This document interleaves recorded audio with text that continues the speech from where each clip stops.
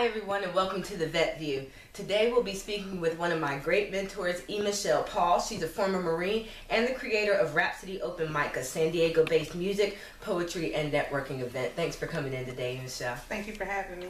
So you are a former Marine, and you got out in 2010. So can you talk a little bit about when you joined the Marine Corps and why you joined the Marines? Because this is always an interesting story. Well, I joined the Marine Corps in 1990. And originally my intent was to go into the Air Force because that's the tradition that my family has followed. However, in high school, like around the 10th grade, I saw this young man named Kelly Covington, and he was just crazy. That was the he was crazy. I had no idea what was going on with this guy, but he kept, talking about he's going into the Marine Corps. He's going into the Marine Corps. Had no idea what the Marine Corps was, never heard of it, anything. All I knew is this gentleman was crazy. And after a while, just experiencing him and being around him, I wanted to be like him. And I didn't know why, but I wanted what he had because it was pretty motivating. After I got in the Marine Corps, I came back, and I realized that it wasn't crazy. It was actually motivation. And it was great, and I thank him for it, and we're Facebook friends, and to this day I thank him. It's easy to confuse the two sometimes. Yeah. So you were obviously in on 9/11, so obviously you deployed. So can you tell us a little bit about where you deployed to? Yes, I deployed in 2006, 2007, and then I did another tour in 2008, and I was with HMLA 367. We went to Al-Qaeda, Iraq. Okay, and so I know you do have two sons, so what was that like? I'm sure that was really, really difficult having to leave and come back. Was that something that they understood at the time? They didn't understand it. They supported me, but they couldn't understand it. They were much too young. On December 1st, when I went over there in 2006, it was actually, I was leaving on my youngest son's birthday, his 9th birthday. And it was very, very hard for me emotionally. I had to celebrate in 4 days. I had to celebrate Christmas, Thanksgiving, both birthdays, Easter, any holiday that I was going to miss, I had to celebrate it in 4 days. Wow. Yeah. That's crazy. I think they enjoyed it. They're like, So, as we all know, the military has its ups and it has its downs. So what has been the best part of the Marines for you, and what has been a part that maybe hasn't been so great? The best part is and will always be, throughout the Marine Corps history, the Marines. Supporting the Marines, serving with the Marines, challenging the Marines, training them, leading them, guiding them, inspiring them. It's always about the Marines, because they're awesome creatures.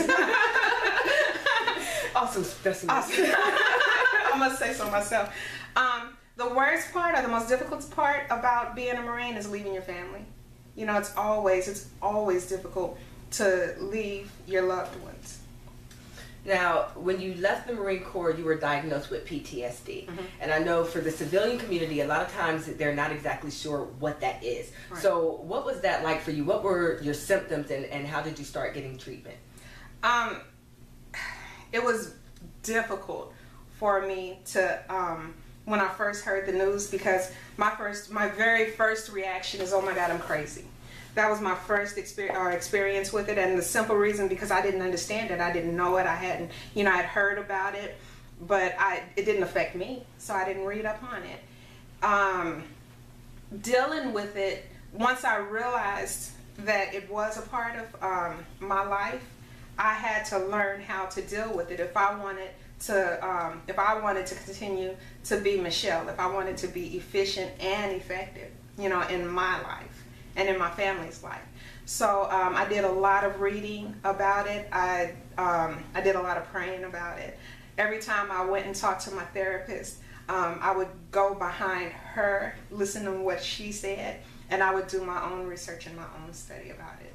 So just basically making yourself aware of what was going on. Yeah, definitely. And I know you spoke once about your kids were actually the ones who noticed before you did.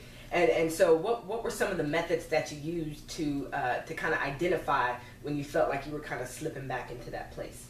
Well, my sons would tell me things like, "Mom, you need to get up," because it would be weeks and I wouldn't. I would just go to sleep. I would just sleep. You know, I wouldn't wake up. I was so sad. I was so depressed. I didn't know what was going on with me, but my sons noticed things that were unusual to them.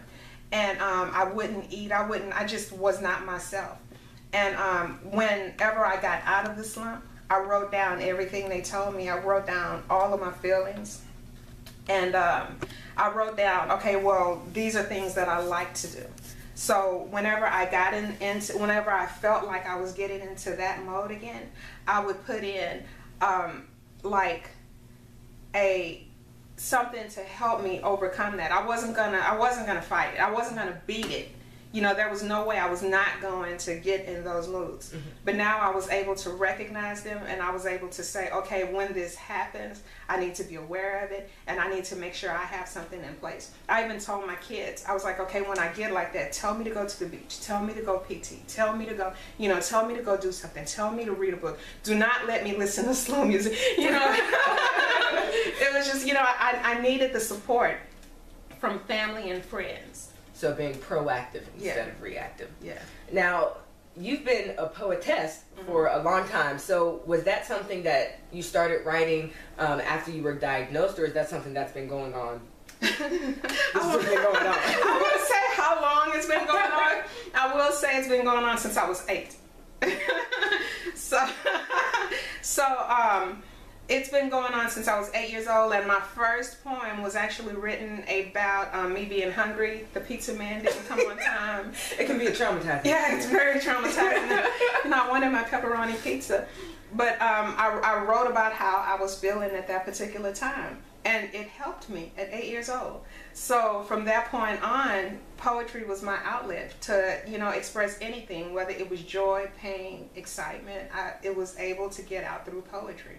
Okay, and so moving in a little bit to your accomplishments, you actually wrote and published a book. So tell us a little bit about that book. I published Yes Girl, Even You, and it is it's a collection of poems that I wrote over the years to overcome obstacles that I was dealing with. And what sparked me writing the book is in 1999, my son said, "Mom, I thought you could do anything you wanted to do." And I was like, "You can." He's like, "Well, I thought you wanted to be a writer." So from that point on, I set out to become a published author. And I did. And so now I want to move into, for lack of a better word, it's a movement. It's called the I Can Because I'm a Girl movement. And I'm actually a part of this movement. It's a great empowerment tool for women across the world. And so tell us a little bit about what made you start that and what it actually is. Okay. Well, I Can Because I'm a Girl the girl actually stands for gifted, intelligent, resilient, and loving. And thank you. And I started the movement because there's a lot of women out there that's hurting. There's a lot of young women out there that that feel like they don't have anyone to talk to. You know, whether it's because of bullying, whether it's because, you know, they don't have proper role models. It could be a number of things. There's not. So I wanted to give young women a safe haven, a place where they can go to and just in Marine Corps terms, unload and show clear. You know, they were able to allow themselves to be who they were, express their feelings, say, this is what's going on in my life and I'm not happy about it, because they need it. If you allow it to stay inside of you, then that's going to do more damage than being able to get it out and talk to people. Absolutely. And so the Facebook page for this movement is I Can Because I'm a Girl, and you can go there. You have you post inspirational quotes, you post poems. One of the members can actually post, you know, something great that happened to them, and everyone can say, you know, yay, that's awesome, that's great, share it on our pages. They could post something, you know, upsetting that happened to them and get encouragement. So I would definitely recommend you guys check that out. So let's talk a little bit about Rhapsody, which is your shining achievement. It's really brought some sunshine to San Diego. It's good, clean entertainment. It's you know, poetry. It's lyricists. It's hip hop, the real hip hop. It's, you know. So tell me a little bit about what Rhapsody is to you, why you started it, and why it's so great. Well, when I decided to get out the Marine Corps, when I decided to retire in 2009, I said, okay, what am I going to do now? You know, and I wanted to do poetry. That's all I wanted to do. And I didn't give myself an option. I said, when I get out, I'm going to do poetry full time. I got out when I retired. My ceremony was March 15th. March 15th, 2010, I walked off of MAG 39, you know, Marine Corps Air Station, and then I walked right into my CD release. I don't know if you knew that. No, do tell. But I walked out of the Marine Corps and I walked into my new life, which was poetry. I had a CD release. It was at an open mic that I had in Oceanside, and from that point on, I was dead set on doing poetry full time. In 2012, I got the opportunity. I saw that there was a need in San Diego for an event for people my age, where they could come experience open mic, all, you know, the glamour of open mic, and plus do some professional networking. I saw that need and I filled it, and it became Rhapsody. And so you're doing poetry, which mm-hmm. is your passion, yes. and you've put it into a job where, you know, you can monetize it. So what's the importance of having a job that's your passion? If you find something that you love and you do it, you can never fail at it.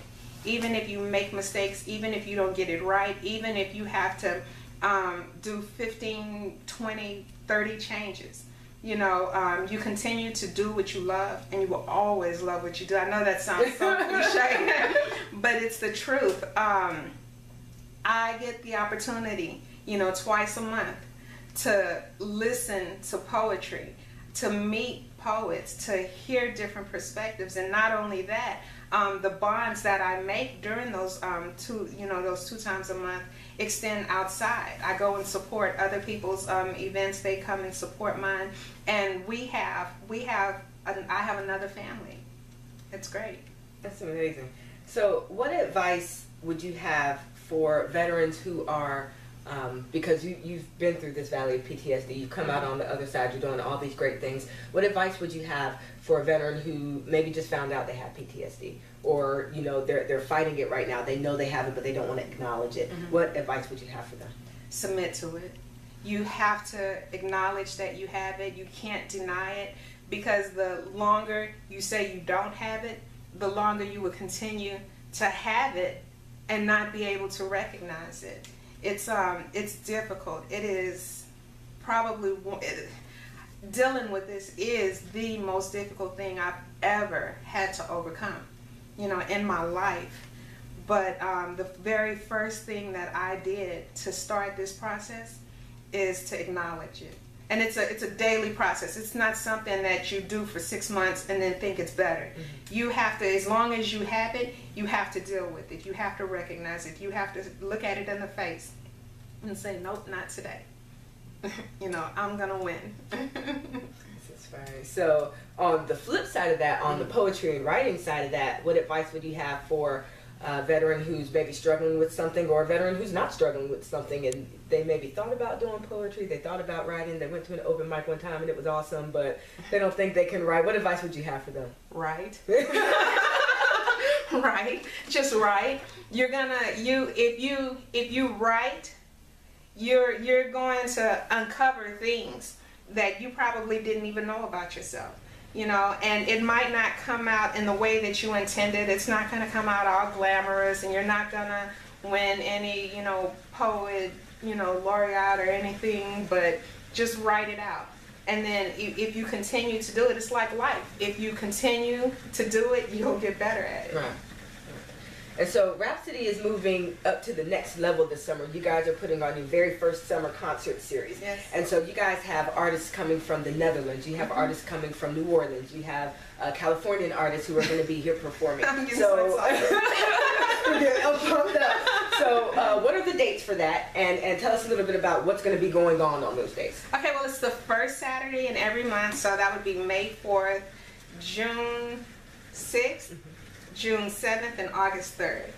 And we are going to have artists. For my first artist is going to be Just Jewel, who's a poet. She lives here in San Diego, but she's from New Jersey originally. And we're going to have our first international star, Pravini Babarim. She's coming from the Netherlands. I'm so excited. I can't wait to see her. And then in the following months, we're going to have some of the best poets in America. We're going to have Anthony Black, Kendrick Dial, Urban Voodoo, the African American Shakespeare. I feel like I'm missing somebody. We're going to have Nikki Black, and we're going to have Kevin Sandblum. Anybody in the indie arts are well familiar with all of those names. It's going to be awesome. Okay, so she just read off a bunch of names. So if you aren't familiar with any of these names, rewind this back and Google them, and you can go online and get your tickets at rhapsodyopenmic.com. Yes. So what final words of advice would you have? I created this show to show the positive side of the veteran community and all the great things that veterans are doing. And so what advice would you have for your fellow veterans? And then what advice would you have for civilians who may not know that much about the veteran community and the things that we're doing?